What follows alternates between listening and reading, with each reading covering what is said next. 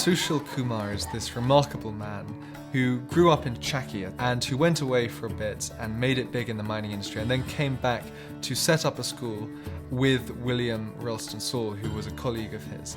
And they're now co-founders of Levana Public School, which is far and away the best school in the region.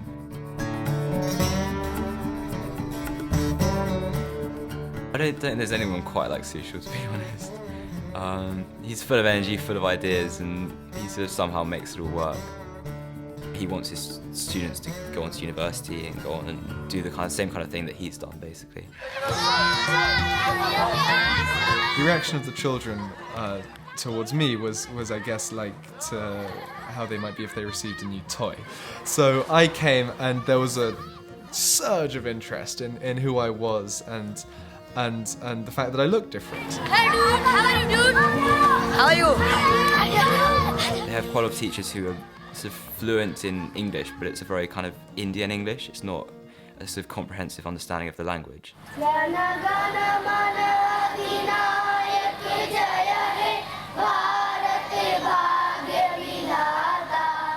Sushil's dream, I think, is to have every kid leaving Levana fluent English.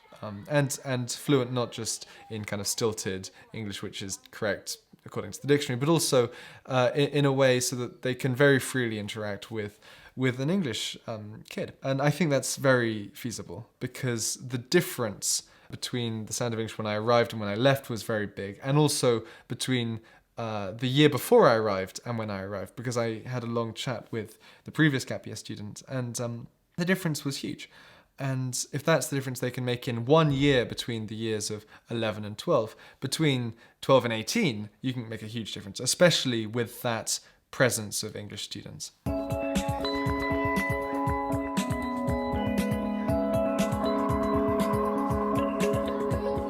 The idea is that you teach them stuff which they'll be interested in and which they'll engage in, and you teach them in English and the English will just rub off and they'll learn it conversationally and they'll learn idioms. You know, I did lessons on the Tudors, I did geography lessons, I had them creating their own country, you know, it just didn't matter.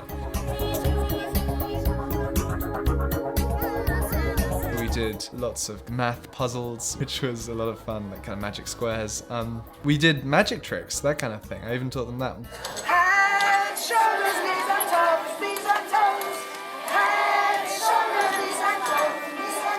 I think the best thing Levana gets out of having the gap year students is that it brings in a new set of ideas and a new kind of energy to change things and make them better, which is really what the whole idea is about.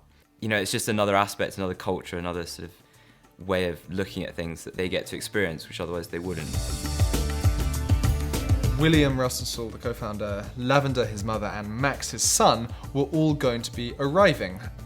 They said that one of the competitions that would be judged, and for which the prize would be given on the day, would be an essay writing competition.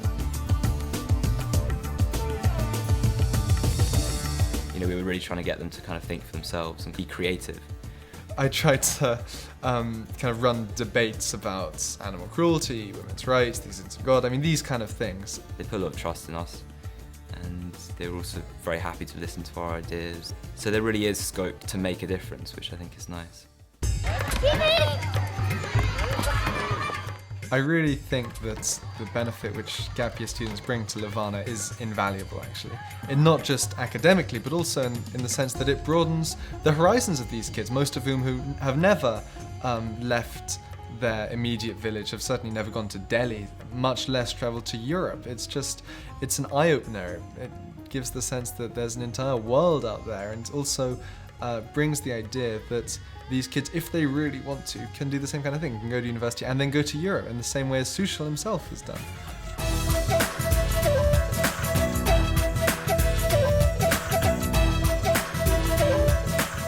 Yeah, I'd love the chance to go back there whenever I can. I'm sure I will sometime in the future. It was a sad moment to leave.